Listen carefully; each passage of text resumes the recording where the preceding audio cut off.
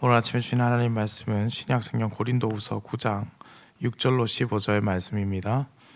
신약성경 고린도후서 9장 6절로 15절의 말씀입니다. 함께 한 목소리로 합독해서 읽겠습니다. 이것이 곧 적게 심는 자는 적게 거두고 많이 심는 자는 많이 거둔다 하는 말이로다. 각각 그 마음에 정한 대로 할 것이요 인색함으로나 억지로 하지 말지니 하나님은 즐겨내는 자를 사랑하시느니라. 하나님이 능히 모든 은혜를 너희에게 넘치게 하시나니 이는 너희로 모든 일에 항상 모든 것이 넉넉하여 모든 착한 일을 넘치게 하려 하심이라. 기록된 바 그가 흩어 가난한 자들에게 주었으니 그의 의가 영원토록 있느니라 함과 같으니라. 심는 자에게 씨와 먹을 양식을 주시는 이가 너희 심을 것을 주사 풍성하게 하시고 너희 의의 열매를 더하게 하시리니 너희가 모든 일에 넉넉하여 너그럽게 연보를 함은 그들이 우리로 말미암아 하나님께 감사하게 하는 것이라. 이 봉사의 직무가 성도들의 부족한 것을 보충할 뿐 아니라 사람들이 하나님께 드리는 많은 감사로 말미암아 넘쳤느니라. 이 직무로 증거를 삼아 너희가 그리스도의 복음을 진실히 믿고 복종하는 것과 그들과 모든 사람을 섬기는 너희의 후한 연보로 말미암아 하나님께 영광을 돌리고 또 그들이 너희를 위하여 간구하며 하나님이 너희에게 주신 지극한 은혜로 말미암아 너희를 사모하느니라. 말할 수 없는 그의 은사로 말미암아 하나님께 감사하노라. 아멘. 어제 말씀에 사도 바울은 고린도 교회 교인들이 헌금을 준비할 때 억지가 아니라 좀 자발적인 순종으로 나타나기를 전했습니다. 이를 강조하기 위해서 적게 심는 자는 적게 거두고 많이 심는 자는 많이 거둔다는 명제를 가져와서 이제 말씀하는데요. 이는 농사를 우리가 지을 때에 수확량을 늘리는 것은 당연히 심는 것을 늘려야지 수확량이 늘어나지 않겠습니까? 바로 그러한 것을 이제 비유한 말씀이라고 보시면 되겠습니다. 현재 문맥에서 이 말씀을 그대로 해석해 본다면은 여기서 심고 거두는 것, 그것이 무엇과 관계가 있느냐? 헌금과 관계가 있다라는 것이죠.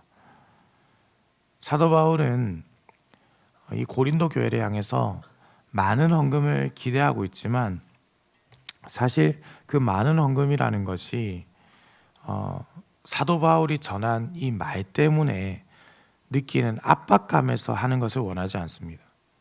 자발적인 헌금이 되기를 소망하는 것이죠. 마지못해서 내는 그런 강요 아래서가 아니라 스스로 결단을 해야 한다는 그것을 담고 있는 것이죠. 그래서 사도 바울은 하나님의 마음으로 지금 전하는 겁니다.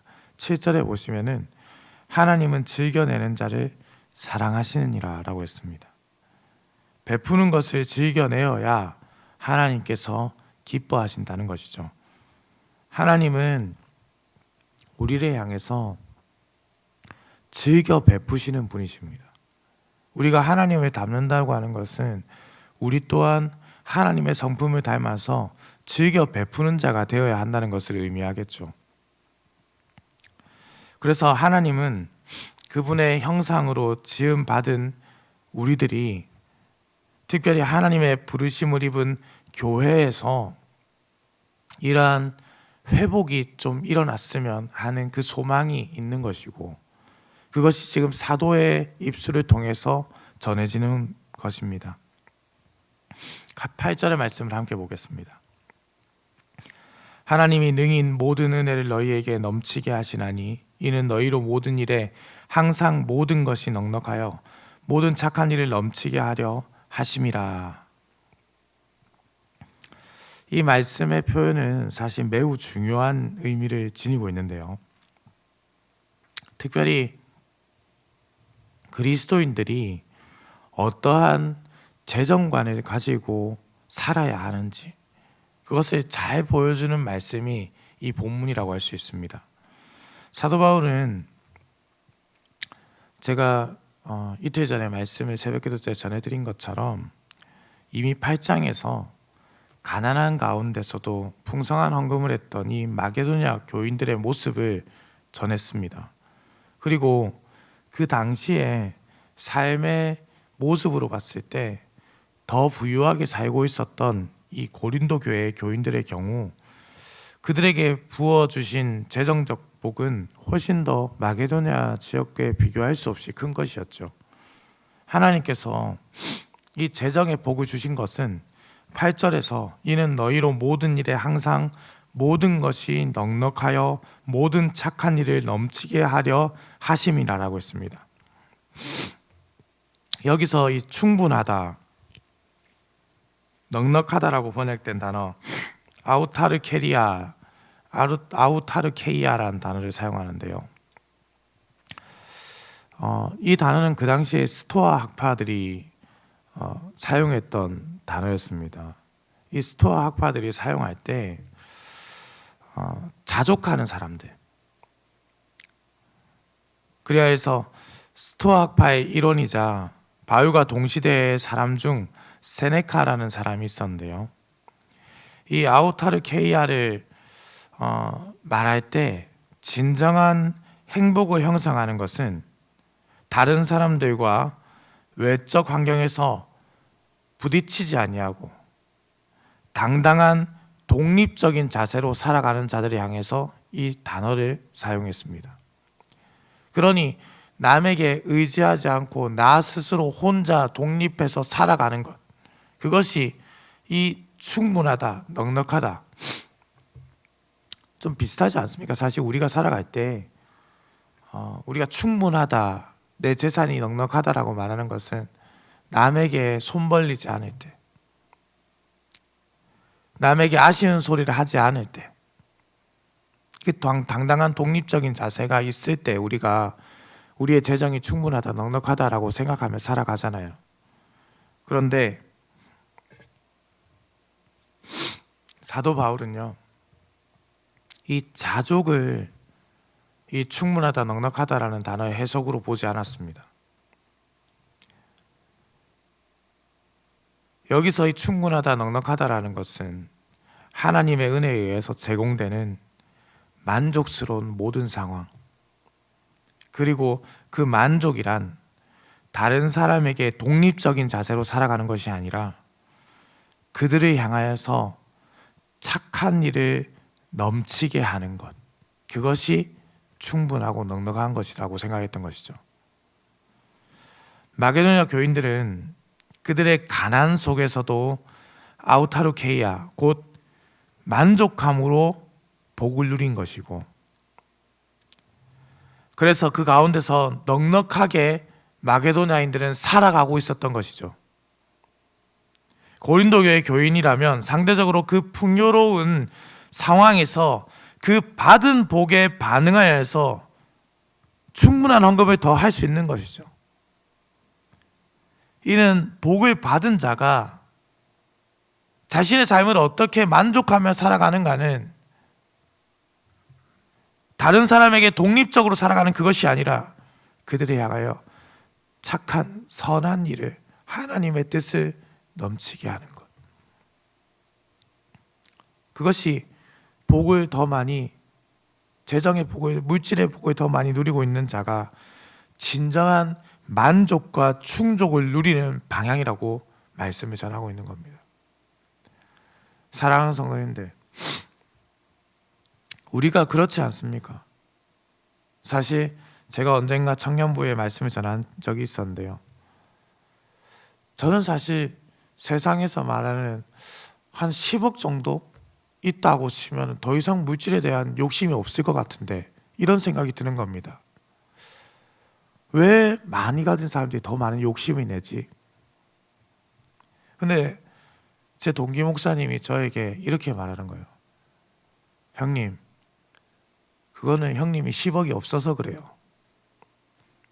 10억이 있으면 20억이 생기고 싶은 게 사람의 마음입니다. 형님은 지금 1억도 없으니까 10억이 갖고 싶은 거죠.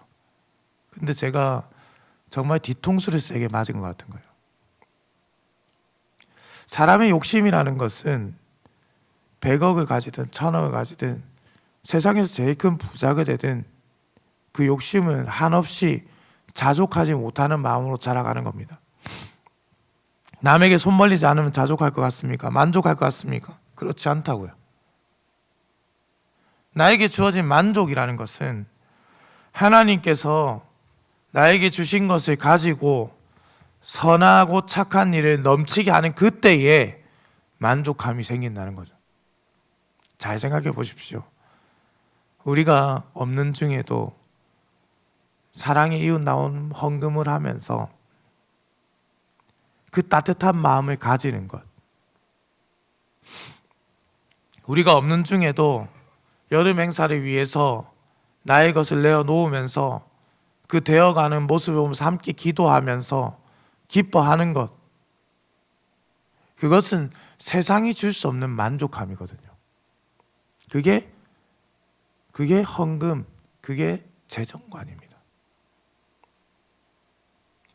사도 바울은 자신의 권면을 강화하기 위해서 시편의 말씀을 인용합니다. 하나님을 경외하는 자는 하나님을 찬양하고 하나님의 법을 기뻐하는 자들이죠. 이와 같은 사람은 하나님에 의해서 물질의 번영의 복을 받고 그에 따라 가난한 자들에게 베푸는 그 넉넉한 마음이 당연히 있어야 한다는 겁니다. 남이 잘 되는 것, 그것이 참 은혜를 누리는 방법이라는 것이죠.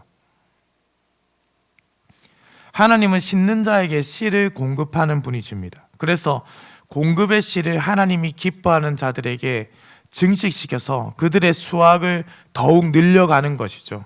그러니 만일 고린도 교회 성도들이 온전하고도 자발적인 헌금을 드린다면 그 의로운 행동을 하나님께서 기뻐 보시고 그들의 씨를 더욱 풍성하게 하실 것이다. 따라서 고린도 교회의 금전적인 이러한 헌금은 하나님 나라의 씨를 뿌리는 일이 될 것이고, 하나님은 그 의로운 행동을 보시고 그들의 사랑과 그들의 헌신이라는 모습의 씨를 더욱 많이 증진시켜서 더 감사하고 풍성한 열매로 더 많이 채워가신다라는 것이죠. 그 자발적인 마음에, 그 헌신에 하나님은 더 큰 열매로 보답하신다.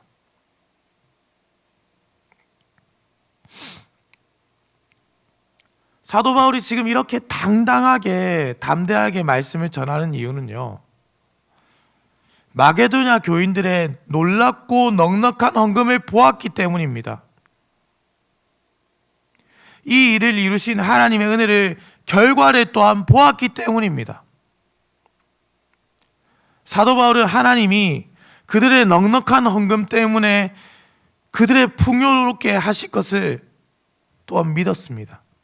그래서 11절에 그들이 우리로 말미암아 하나님께 감사하게 하는 것이라. 이것이 넉넉함입니다. 우리라고 표현된 헌금은 운송하는 이 사람들을 통해서 하나님 나라에 필요한 이들에게 가져다 줄 것입니다. 바로 그것이 그리스도인들이 말하는 넉넉함이다. 이 봉사의 직무가 감사하는 사람들의 마음이 흘러 넘치게 하는 것이죠. 하나님 나라의 백성들이 복음과 그들의 마음을 다한 헌금을 보며 하나님께 영광을 돌리게 될 것입니다.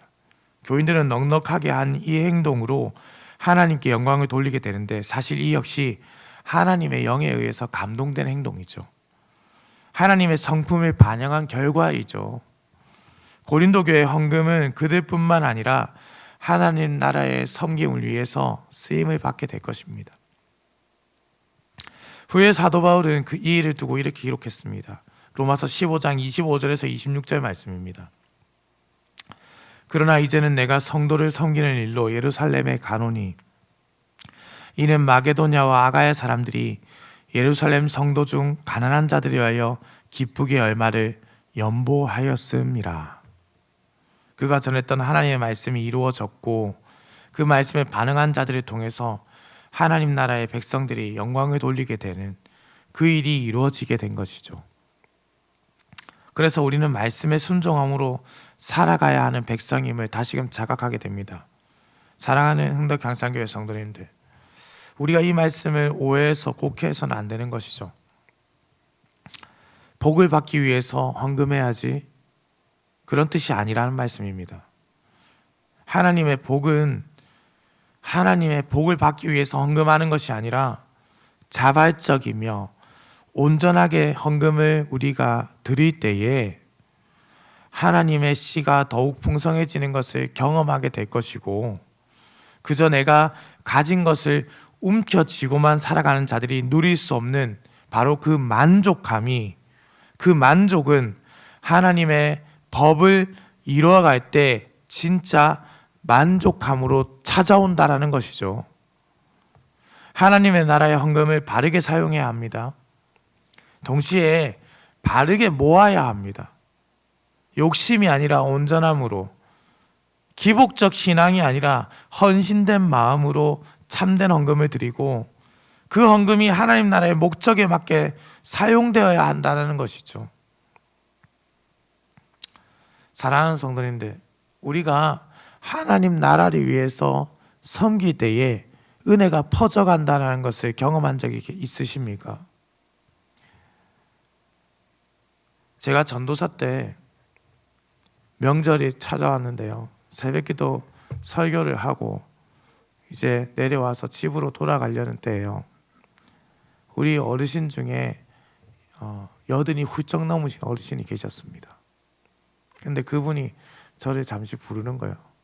그러더니 저에게, 전도사님, 어머니께 갈 때 빈손으로 가지 마시고 고기라도 사가세요, 이러면서 작은 봉투 하나를 주셨습니다. 집에 가서 그 봉투를 열어보고 와이프랑 한참을 울었던 기억이 있습니다. 남들만큼 많은 돈을 주신 것도 아니고 빳빳한 새 돈도 아니었고, 정말 꼬깃꼬깃한 그 돈, 할머니들이, 자식들이 주신 그 용돈을 모아서 저한테 2만 원을 주셨습니다. 그 돈을 어떻게 쓸 수가 있겠어요?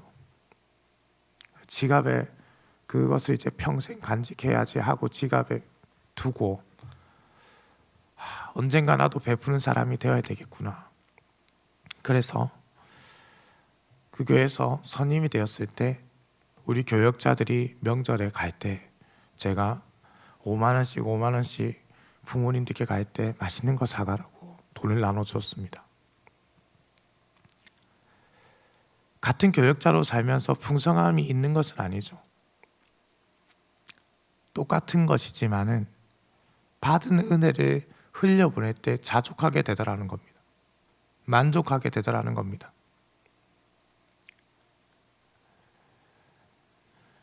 우리가 누리는 모든 것들은 하나님으로부터 말미암았는데, 사실 그것이 큰 돈이건 적은 돈이건 하나님은 그것을 중요하게 여기시지는 않습니다.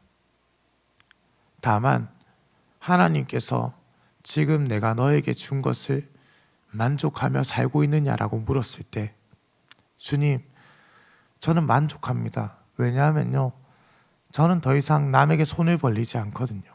이게 아니라, 주님, 저는 만족합니다. 왜냐하면 저에게 주신 것을 나눠줄 수 있으니까요. 이것이 성경적 가르침입니다. 이것이 삶의 원리고, 이것이 헌금의 원리입니다. 사랑하는 흥덕 향상교회의 성도님들, 지지난주 사실은 이 설교 본문을 다 완성해 두고 3일 연속 새벽 기도에서 헌금에 대해서 이 말씀을 전하려니 마음의 부담이 커지는 겁니다. 마치 헌금을 강요하는 것 같고, 나 자신이 얼마나 잘하고 있었나 돌아보게 되니 그렇게 떳떳하지 못합니다. 그러나 오늘 말씀과 어제 말씀과 그리고 이틀 전 그 말씀 모두 우리에게 분명하게 전해주시는 메시지가 있죠. 헌금은 하나님께서 주신 은혜에 반응하는, 하나님께 드리는 것입니다.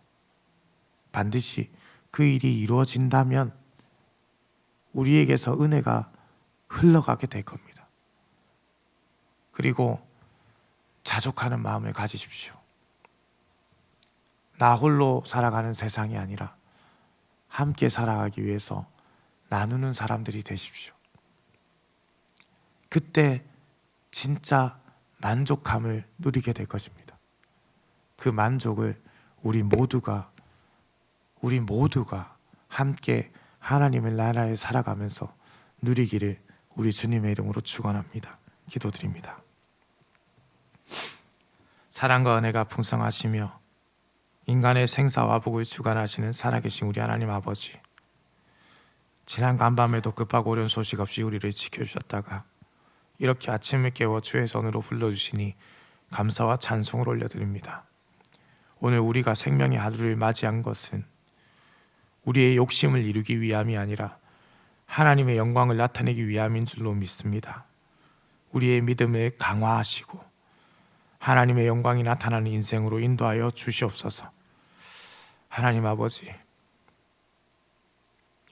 우리가 하나님께 드릴 것이 없습니다만 우리가 무엇을 드린 듯 하나님께 보답을 할 수 있겠냐마는 우리에게 주신 은혜에 감격하며 주께 우리의 마음을 모아 헌금을 드립니다.